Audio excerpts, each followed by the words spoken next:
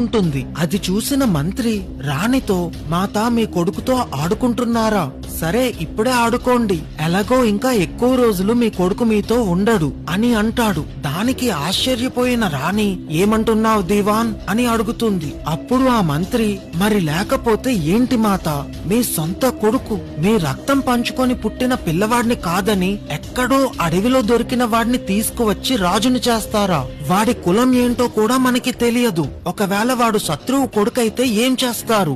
వాడిని గనక మీరు రాజుని చేస్తే మరుసటి రోజే మిమ్మల్ని మీ కొడుకుని రాజ్యం నుంచే తోలేస్తాడు. అయినా మీ సొంత కొడుకు ఉండగా ఎక్కడో దొరికిన వాడిని రాజు చేయాల్సిన అవసరమేంటి అని లేనిపోని విషయాన్ని రాణి మనసులోకి ఎక్కిస్తాడు ఆ మంత్రి. ఇదంతా విన్న రాణి పుత్రుడి పైన వ్యామోహంతో ఆలోచించడం మొదలు పెడుతుంది. అలా ఆ రాణి ఇంకా మంత్రి ఒక్కటయ్యి మణికంఠుడిని చంపేయడం కోసం వ్యూహం పన్నుతారు.